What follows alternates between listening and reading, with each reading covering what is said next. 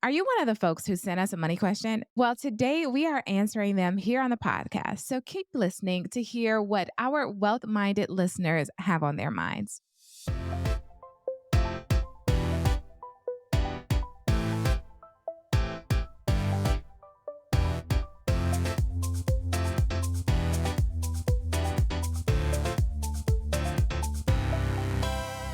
Hello, and welcome to the Wealth Minded MD podcast with your money best friends. I'm Dr. Brittany Halford. And I'm Dr. Alicia Taylor. And of course, we're here to help you build wealth and make good money decisions so you can create the life you desire with more control over your time.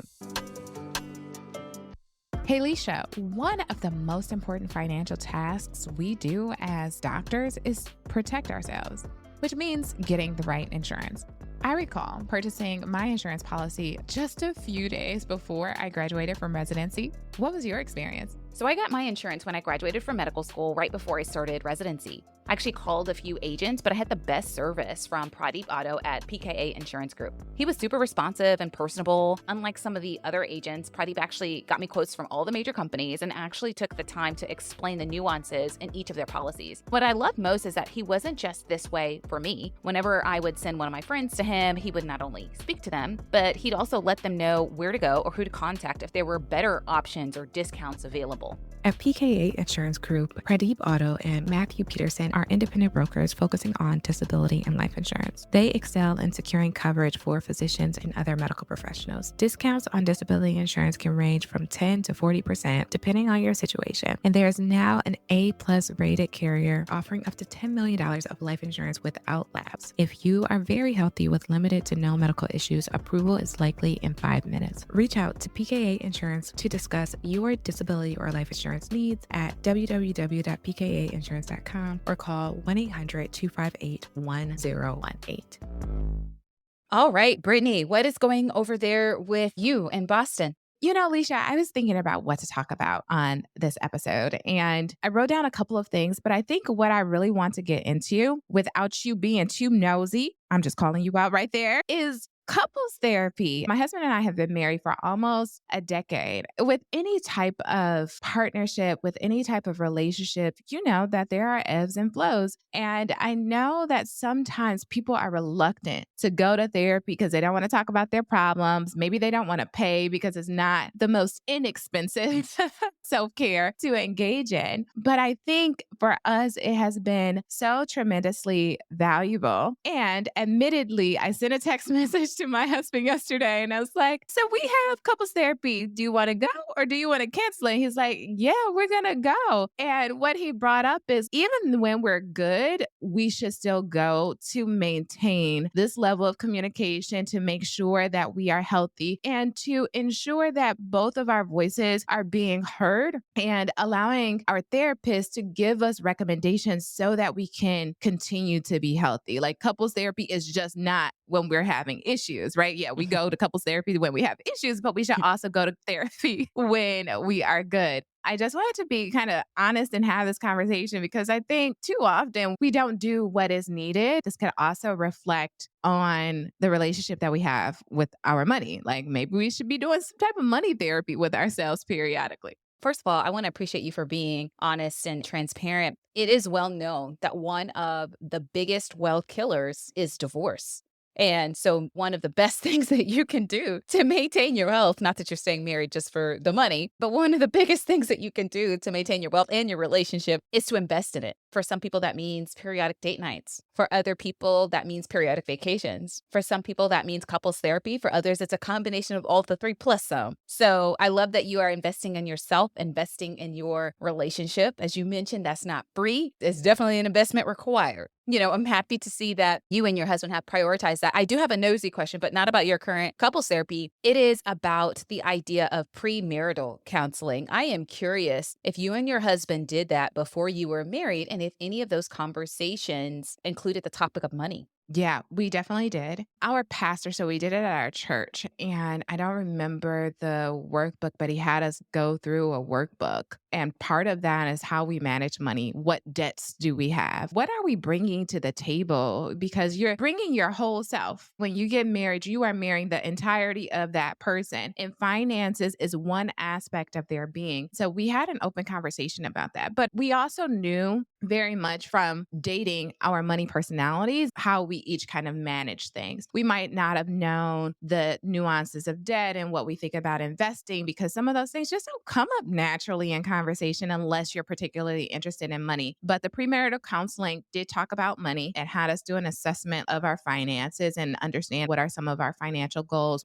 for the relationship, and how would we want to bring that together if we wanted to do the one, two, or three pots. How did you guys navigate money differences? I realize that's a loaded question, but I just mean you all are both extremely well educated, extremely successful, bring home a good amount of money, shall we say. And I bet that there are still times where, like, you think red and he thinks blue, where you want to do one thing, maybe he wants to do another, especially in regards to your money. You mentioned that you're pretty frugal. Maybe he likes more luxurious things, as I'm sure probably costs a little bit more money. And so just wondering how you navigate being mindful of each other's preferences, but also still working as a cohesive unit when your preferences don't align. Admittedly, there's an evolution in marriage. I am not the same woman that I was when I first got married to Kevin. And the evolution has allowed for differentiation that he can evolve and manage his money in a way that he desires, and I can do the same. And so that's why we do the three pots. I've talked about this before. We have our shared goals. We understand what money is flowing in and out. We have complete transparency, but we also allow for some autonomous spending where it's not going to be monitored as much. So my husband likes luxury. He's able to spend on luxury, but we also have established this kind of threshold. If you're going to spend X amount on this thing, then at least have a conversation just to make sure that there's nothing else big that is coming up for us that we might have to use money from our own individual pots to fund the common pot to afford this thing. And that has been an evolution. And because I'm the one who kind of manages the finances, one of the things that I had to realize is that I can manage them without being judgmental. And I'm an Aries, so I'm blunt, I'm critical. That's my personality. So that took a lot for me to understand that, okay, if I'm going to help the family as a unit to manage the finances, and one of those aspects or tasks of that role is to review my husband's stuff, I have to be able to review it, give advice without being judgmental of how he's doing things. I kind of work on, okay, when am I going to say this? Let me warm him up a little bit. How am I going to say it? And just put it out there. And overall, I think because we've been married for so long, he understands that I'm not saying this out of maleficence. I am saying this because I want everybody to do well. And just having that foundational understanding of your partner, that even if it sounds a little bit critical, how can you evaluate your own defenses, see what they're actually trying to communicate? And then in a couples therapy session or a check in later, you can say, baby, when you said that, let me tell you, it triggered this for me. So next time, can you say that a little bit differently? I like it. I like it. I admire the approach. I admire the patience. One of the things that I know intellectually, but am still putting into practice is my way is a way, not the way. Oftentimes, because I am so finance minded and I know the math is mathin', and it shows that I'm right, right? Maybe somebody else may not prioritize what I'm prioritizing. It's like, okay, Alicia, you may be right and that this way is more efficient, but I actually have different priorities, so I prefer to do it this way. And just Hmm. being acceptant of the fact that somebody may know all of the facts and still choose something differently than I would. Yes. And Yes. being okay with that and picking and choosing which battles I'm gonna be like, no, we gotta do it this way. Or which battles I'm gonna be like, wouldn't have been my preference, wouldn't have been my choice, but let's try it your way. And I think time just has to play out. People start to see the impact of their decision, and you just got to give it time. And so that's one of the things, like, oh, this is bothering me today. How long can I tolerate witnessing this loss?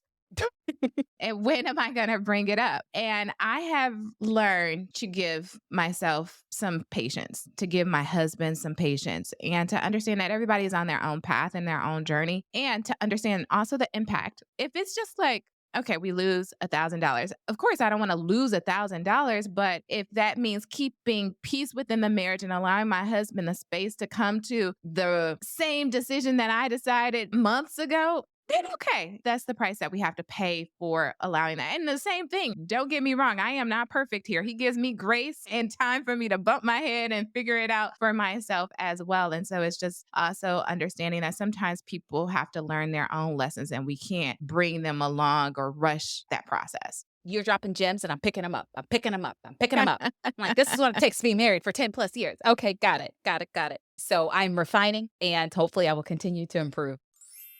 As physicians, one of the most important things that we can do is make sure that we secure our income because a lot of our financial plans are contingent on our high doctor income. One of the things that you will need to do is make sure that you get long-term disability insurance. Now, Pradeep and his team at PKA Insurance Group have a reputation for putting people over profits and always doing what's best. Do not hesitate to email PKA Insurance and his team today. They will help you get the insurance you need with the service you deserve. I am really excited about this next segment we're about to delve into. We haven't done it in a while, Brittany, and that is our Wealthy Wonders segment. So Wealthy Wonders is all about you all who are listening to our podcast. And so if you are wondering about something, if you have got a question, submit it through our Wealthy Wonders segment. We will put the link in the show notes. So if you have a question, feel free to place it there and we'll answer it on the podcast. We'll answer it on the podcast. We haven't done this in a while. And from my understanding, we have a few questions that we need to answer. Brittany, you want to start us off? What are those questions? Yeah. So the first question comes from a listener who found us through the White Coat Investor. So shout out to them. She is first year attending and she had money in an old 401k that she didn't even know about. So, hey, to finding money, right?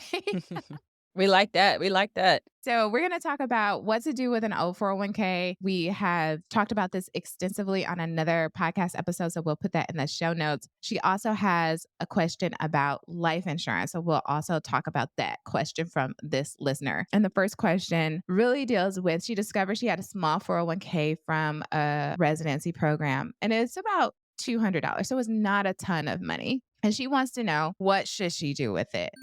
Alicia, so if you had someone, you yourself just discovered like, dang, I had this $200 in this account. What should I do with it? There are various options here, but I want to know from you, like you said, you money nerd, you got it all planned out. So what would you advise this listener to do with her $200 that's in an old 401k? Yeah. So first of all, I want to acknowledge that this is a very common question. When I'm speaking at residency programs or in front of doctors groups or at conferences, I get this question all the time. And it is, Leisha, what do I do if I have multiple 401ks from old jobs, old employers? And I think the answer on what I would do if I were in that situation depends on how much money is in the account. So for this particular listener, they mentioned they had about $200. My experience is that unless you have a few $1,000s in the account, your old employer may not allow you to just keep it there and let it keep growing on its own. That means you have to do something with it. And the question is, well, what do you do with it? There are various different options. One option is to roll that money, basically transfer it from the 401k it's currently in to the 401k or 403b you have access to now at your current job. So you just submit for a rollover and transfer that money so it's all together in one account. Another option is that you could convert that money into a Roth IRA. There's different kinds of retirement accounts. Some are controlled by your employer, 401ks, 403bs. And then some are controlled by you, which are IRAs or individual retirement accounts. So you can put that in an individual retirement account. If you transfer it to a traditional individual retirement account, you may not be able to do that back to a Roth IRA process that you and I have talked about on prior episodes. Another option might be just putting into a Roth IRA. You'll have to pay taxes on the $200. So depending on what your tax bracket is, if you're in the 30% tax bracket, then you'll pay 30% times 200 in taxes, but at least it'll be in a Roth IRA and you have full control over that. Those are probably the options that I would consider. If you have side income, if this person has side income and they've opened up a solo 401k, you could just roll that $200 into their solo 401k. So if I were this person, I would probably roll it into my solo 401k or roll it into my job's 403b. If I wanted more control over the money and I already had a Roth IRA open, I would convert it to a Roth IRA. Interesting. Well. Okay. And the reason why I say that it's interesting is because I probably would think about a couple of things. It sounds like she's a new attending, so I don't know if she just finished residency and when she started her attending job. So the timing on this really makes a difference because if she just finished residency, right, and now she's starting in her attending job and she has a lower combination of taxable income because part of that is residency income and part of that is going to be attending income, I would actually roll it over into a Roth IRA. Honestly, when we think about rolling or converting it over into a Roth IRA, the taxes is what kills people because people don't want to pay taxes on this. But you have to understand that if you have a little mix of income, of a lower income and a higher income, then you're going to pay fewer taxes this year. And because it's such a small amount, like you mentioned, if she's in a 30% tax bracket, then on $200, that's like $60 extra, right? That she would pay for taxes for this. Oftentimes, if it's such a large amount, people are like, oh no, I don't want to pay all of those taxes. But for me, I'm like, okay, whatever. I'm just going to pay the $60 taxes on this and then roll it over and be done with it. And I Yeah. know that I have full control over it because it's such a small amount. So my thought is that I would convert it over into a Roth IRA, pay the taxes today, especially if she has a mix of residency and attending income, and then invest it in whatever you want to invest in.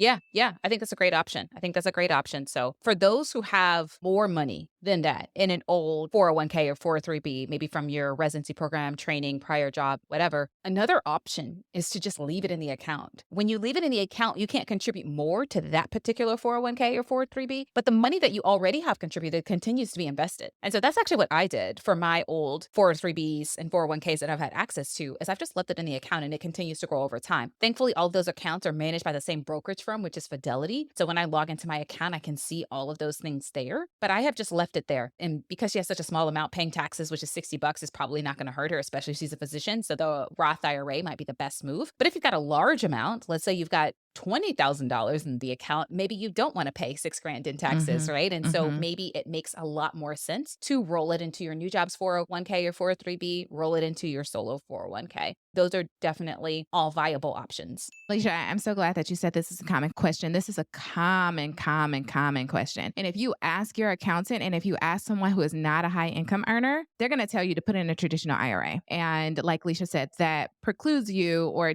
just makes it more complicated when you want to do the backdoor Roth IRA. So just fully understand that because you're a high income earner, the process and the decisions are a little bit different from you. So if you go to an accountant and they're like, yeah, put in a traditional IRA, we're saying that is not a good option for you because you will not be able to do the backdoor Roth IRA without double taxation. So all right. Well, that takes us to our second question that this listener had. And thank you for dropping these questions. Alicia, I know that we've kind of talked about this before for your particular situation. So the question is, do I need life insurance as a single 30-year-old woman with no dependents?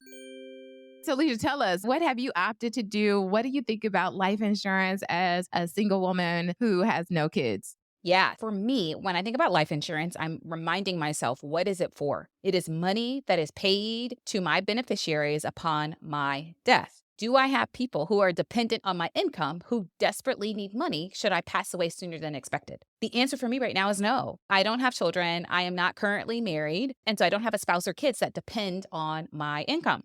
I have family, I have tons of friends, right? But I don't financially support any of those people. I give them money here and there, buy them a gift or two. But because nobody is financially dependent on my income, I technically do not need life insurance. That being said, I do have access to a life insurance policy, but it is not a policy that I currently pay for. Let me explain that. Because I am employed, I have found that most employers offer life insurance as an employee benefit, and my employer does that. And I think the benefit is about 2 times my salary. And so if I were to unexpectedly pass away, whoever I name as my beneficiary, which right now is my brothers and my parents, they would get 2 times my salary. However, I want to divide that up. And I think that's plenty. I'm sure they'll be thrilled. I mean, they'll probably be sad that I'm obviously passed away, but in terms of the money, I'm sure, no one's going to turn down free money. But right now, I think that's sufficient. It is enough to pay for funeral costs, and it's enough to give them a little bit extra. Now, in the future, when I get married, when I have children, and people are therefore dependent on my income, then I will take out my own individual life insurance policy. The kind of policy that I would probably take out would be a term life insurance policy. I don't need life insurance my whole life. I only need it during the term or the time period in which I'm growing wealth. If I continue to contribute to work retirement accounts, that money's going to grow over time. And when I die in old age, then my parents and beneficiaries or family members can use the money that I had in those retirement accounts to live on. So again, I don't need life insurance for the whole life, only need it for the term of the time period in which I'm growing wealth, which for most people is about 10 to 30 years. And so once I get married, once I have children, or if I end up having a dependent, then I'll take out an individual term life insurance policy at that time. I love that response. And the first part that I want to say is the money is not for you. Like I had a conversation at the networking event. I'm like, life insurance is not for you. It's for your beneficiaries because you did. You have to die in order for your beneficiaries to get the benefit of the life insurance policy. First things first, we all have to die. So when you die, you have to think about what will the people who I love and depend on me need. And so if you're single with no kids, maybe they don't need money from you. But if you have someone maybe who co-signed on your student loans, this has been something that I've coached some of my clients where their parents have co-signed on their student loans or co-signed on some other things, and they don't want to leave their family with that debt, then maybe you would want to invest in a small policy until your retirement benefits, the amount that you put in your retirement accounts, will help them to pay off that debt, or until you have paid off that debt. And then another thing that people often think about is, isn't it cheaper for me to lock in the rate when I'm younger? And I think that that's a very strong and reasonable consideration. Honestly, from my personal experience, I got life insurance policy when I was maybe 31, 32. And then I switched the policy. I canceled that prior policy and I got a new policy. Now I'm 38. And honestly, the policy at 38 is about the same. Actually, it's quite cheaper than the policy that I got at 32. So as long as you are in good health and as long as you get the policy, if you wanted to have a small policy just in case, then I think it would be reasonable before that age of 40. But again, we don't know what's going to happen with our health and things of that nature. So I can understand how somebody's trying to lock in a rate if they're young and they anticipate they're going to have kids, and et cetera, et cetera. The decision is yours. But Alicia, I agree with what you're saying. Like if you have nobody depending on you, then it's worthwhile to just wait and making sure that you're investing the difference in other types of assets that will give you a return on your investment. Yeah, I agree on that. I think I just have other financial priorities. And so once I meet those other priorities, if I've still got money left over, then I might consider it. Yeah, I've been asked a similar version of that question about, Leisha, isn't it best to get the policy before you have children, like before you get pregnant? And I think it might be, but I am not currently pregnant. So I do not have that policy. But I think if I were planning on a pregnancy, I might consider taking out that life insurance policy prior to that time. But I mean, you've given me some hope that, hey, I'm sure you had your first policy. I think you got your first policy before you had both of your kids. And now you've had two kids and you're, let's say, not as young as you used to be. And you still have a good rate on your policy. So that gives me some reassurance there. Yeah. But life is unpredictable, right? I had 2 healthy babies, 2 healthy pregnancies. The deliveries went smoothly. And I'm just as healthy as I was, 7 years before. It's good. All right. So, Leisha, this question I think will call both of us out because I think we're naturally savers. This question is a great question about how do you go from saving every penny as a resident or as an attending who's super frugal to allowing yourself to spend now that you have more money as an attending. And I think that this is something that new attendings struggle with. And you can fall on either end of the spectrum. Like some people are like, no, I've delayed gratification for so long. YOLO, I'm spending everything I get. And other people are like, no, I'm still going to live like a resident. When we are holding on to every penny, I think, at least for me, it's some component of understanding that money offers a level of security for me. And so I want to save as much as I can because you never know, there might be a rainy day someday. So how do you navigate this shift in mindset from saving everything to balancing out living and enjoying the life that you're creating? I will be honest and say that it has been more challenging than I would have thought, because I think that the skills that you develop and the mindset that you develop in order to be fiscally responsible are hard to turn off when you have more money. So if you started this frugal mindset of, I need to make sure I'm not spending everything that I get, I need to save some, I need to invest some, and you create those habits and that mindset, it is really hard, or at least for me, it has been difficult or challenging to turn that off, because you quickly realize, well, if I save more, if I pay down debt faster,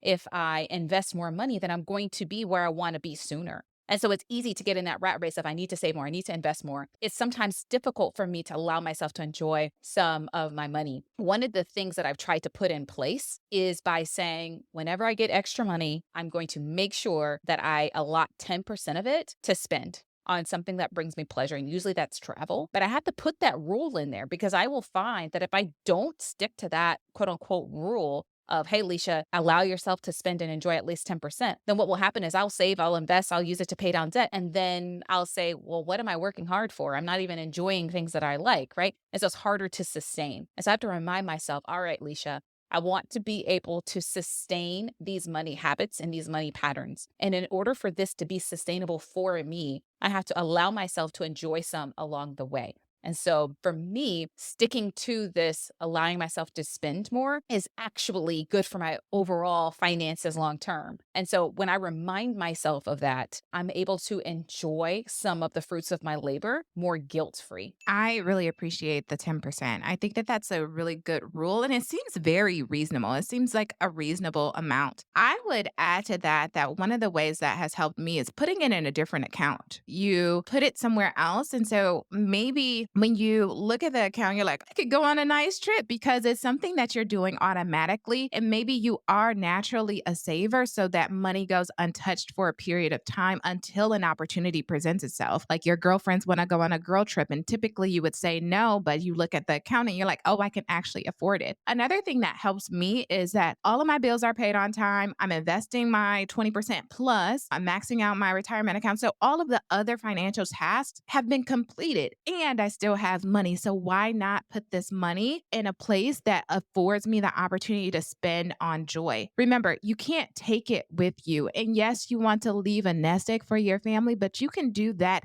and still go on a luxurious trip. But oftentimes I feel like I could do something better. And sometimes we just have to shift that you deserve this. And saying that to yourself, you deserve to take a nice trip. You deserve to get a massage or whatever it is that you desire. And ask yourself before you spend, will this actually bring me joy? Will this actually add value to my life? And if it does, girl, then that's an investment in itself. Remember that wealth is not all about deprivation and amassing money. It's about having more options. And by spending a little bit on yourself gives you that freedom that we so much desire. Speaking of freedom, I think this takes us to fun money.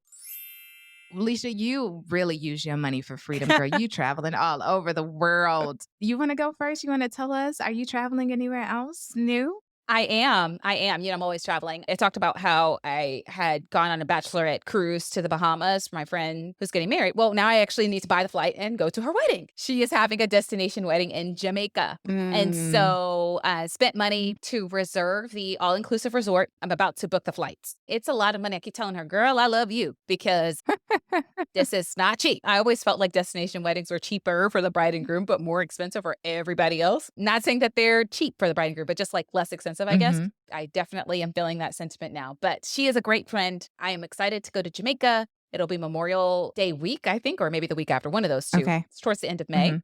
And so, yeah, reserving the all inclusive resort and the flights. That's what I'm spending my money on. Very, very fun. I love going to weddings, but I haven't been to any weddings recently. I mean, I'm a little bit older than you. So, Your friends have already got married and have like multiple kids. oh my gosh. So, similar to you, like I know that you pay for the resort and you're not about to pay for the flight. I spent my fun money on buying flights. I had already talked about this on past episode of me going to the Society of Hospital Medicine conference in April. I'm just now purchasing the flights and I chose to upgrade the flight to a first class ticket. Now, this took a couple of deep breaths on my end because it was not cheap, but honestly, the tickets were expensive just even for the basic economy seat. How I reconciled this was I'm going all the way to Vegas. So it was like a 6 hour flight. And in order for me to get home so that my kids don't spend too much time with grandma and auntie, although they love spending time with them, I was going to take a red eye and I wanted the reclined seat so that I could sleep. So when I came home and my kids are like, Mommy, I miss you. And they're super energetic, I wouldn't be a zombie. And there was a little difference, of course, between the economy flight and the first class flight. However, I just saw the benefit. I see the benefit of having the first class flight. And it's right around my birthday. My birthday is April 9th. The conference is April 20th. And I'm like, okay, little birthday treat. It's a business trip because I'm talking about finances, 3 keys to financial wellness. I'm like, oh, okay, claim it as a business deduction. All right, that's enough reasons for me to do it. So that's what I'm spending my money on. I love that. I love that. Let us know what you think of the flight and the experience. One of the things that I've worked on is getting airline status. I can get free upgrades, but usually that's an upgrade to Comfort Plus. It's not normally an upgrade to first class. So let me know how the first class experience is. Hopefully the flight is not 5 hours. Is it really 5 hours to go from Chicago to Vegas? Go from Boston to Vegas. Yes. Wow. I don't think I realized that. And clearly I couldn't even remember where you were because you did med school in Chicago. So I don't know why that was on my mind. I didn't realize the flight was that long. I think it's worth it. I mean, this is speaking from me, the person who doesn't have to pay for the flight. Let us know how you enjoy that. And if you all listening, if you all have paid first class for a flight, let us know if you think it's worth it. How do you splurge on your money? I would love to learn how our listeners utilize their fun money. Oh, yeah. If you guys wouldn't mind, ladies and gals, wouldn't mind shooting us an email and letting us know how you splurge on money, I would be very interested to know. Our email is wealthmindedmd@gmail.com, so pretty easy there. We look forward to hearing your responses and have a wonderful week. Hello, and thank you for listening to our podcast. And because of that, we have something for you, our Wealthy Minds Blueprint. Have you ever thought to yourself, I wish I could be better with money? Do you want to start investing and saving for retirement, but keep delaying because you don't know where to start? Our Wealthy Minds Blueprint is here to help. This guide will teach you what you didn't learn in your training so you can stop being confused about money and start taking what we call wealthy-minded action. We'll help you become a master of your finances and simplify investing so you can get started today. Take control of your financial future by downloading your free copy of the Wealthy Minds Blueprint now and start building the wealth you deserve. Hello, everybody. It's me, Brooke. I'm recording a little disclaimer for my mommy, Dr. Brittany Halford, and her friend, Dr. Lisa Taylor. Just so you know, they're not financial advisors, tax professionals, lawyers, or financial planners. Everything you hear is for education and entertainment. It's not strict financial advice, you know. So use your best judgment, chat with a tax professional, and all those other people that you need to talk to. Thanks for tuning in today. Keep cruising on your journey to wealth and wellness. Bye-bye. One of the most important things you can do is ensure you have long-term disability insurance. Long-term disability insurance secures your income if the unexpected happens and you are unable to work due to medical illness, chronic conditions, or an accident. Unfortunately, all insurance agents aren't created equal. Some of them are so focused on making a sale that they fail to reveal certain necessary information, tell you about discounts available, or clearly explain the process. Prati Botto and his team at PKA Insurance Group are different. They have a reputation of putting people over profits and always doing what's best. If you need life insurance or disability insurance, reach out to Pradeep and his team today. They will help you get the insurance you need with the service you deserve.